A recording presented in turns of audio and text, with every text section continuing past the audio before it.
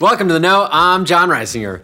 GameStop's been taking some heat this week thanks to a controversial new program titled Circle of Life, which employees are claiming encourages them to lie to customers.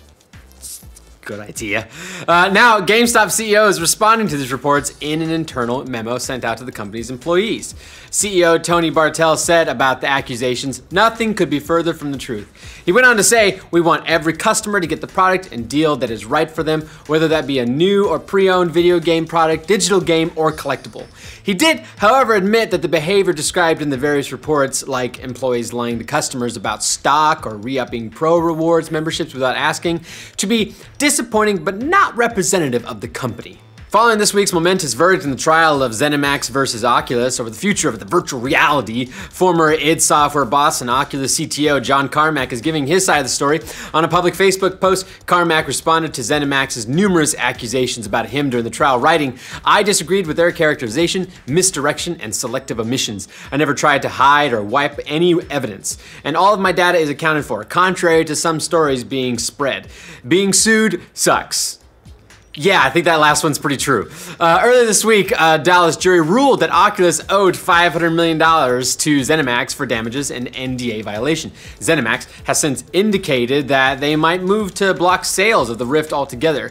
Newsflash, ZENIMAX, you don't need an injunction for that. Nobody's really buying the Oculus, so job's done. If you're itching for more Mass Effect Andromeda footage ahead of the game's launch in late March, you're in a little bit of luck, the tiniest amount of luck, you know, that like the small pinky toe of luck.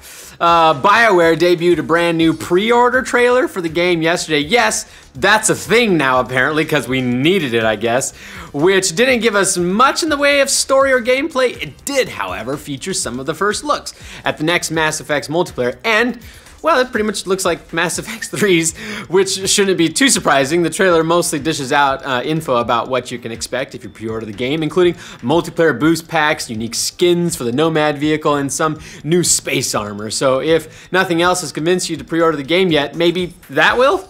Life seems good for Metal Gear series creator Hideo Kojima. He's partying it up at RTX Sydney this week and playing some 1-2 Switch, but he's also been hosting a number of interviews. In one of those conducted by Glixel, Kojima reveals a bit more about why his company chose to go with Death Stranding as opposed to some of their other ideas. And the answer is a bit simpler than you might think.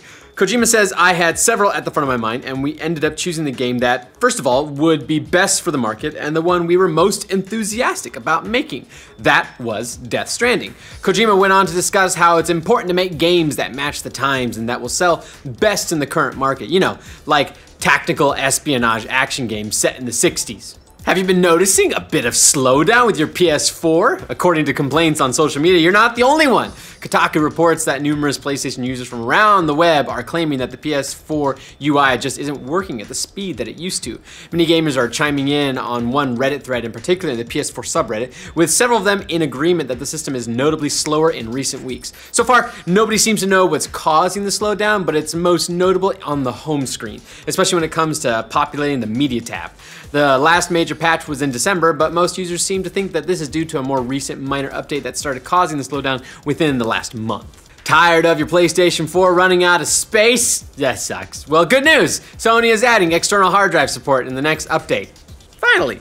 There's no date set for the 4.50 update, but it's likely coming in the next few months. It will allow external HDD support for hard drives up to 8 terabytes and will also add custom wallpapers, an overhaul of the quick menu, and simplified notifications. And you'll be able to watch 3D Blu-rays on PlayStation VR, which, how many people will actually take advantage of that? I don't know if I want to like get into VR just to watch a Blu-ray. There's probably one dude with like a stack of like 3D porn on Blu-ray going, "My time has come."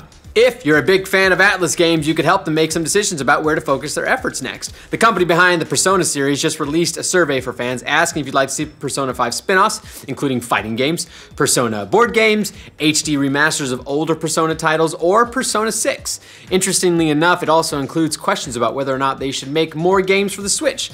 Unfortunately for many of you, the survey is only in Japanese at the moment, but that hasn't stopped Reddit from translating it for English-speaking fans. So have at it and request all the Persona 5 spin-offs you can stomach.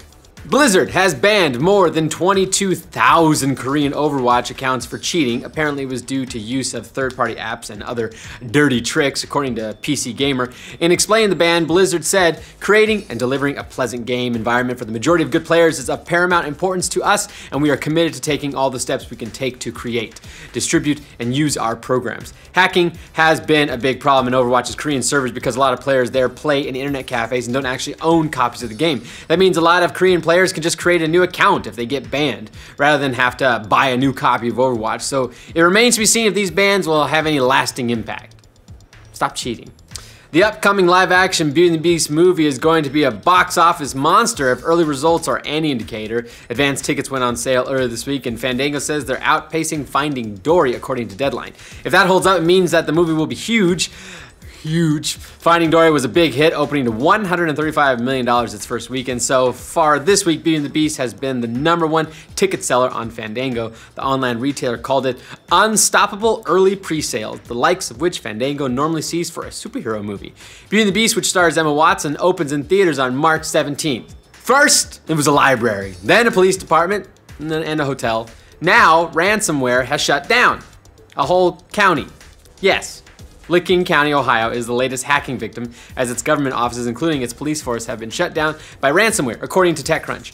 The Newark Advocate reported that county offices remain open, but online access and landline phones aren't available. People can still call 911 for emergencies, but county government offices, including 911 dispatch, currently must work without computers or office phones. Let this be a lesson. Back up your files, save all the time. This goes for you too, county governments. All right, that's all the news we got for today. Nothing else is ever happening at all, okay? So if you like this video, then you should like it. And if you want to subscribe to this channel, you should subscribe. This is the No. Bye. I did that whole read with an itch in my nose. And my eye. I'm dying. Okay, I'm not dying now. And you'll be able to watch 3D Blu-rays on PlayStation. Spoiler alert, he turns to the prince in the end.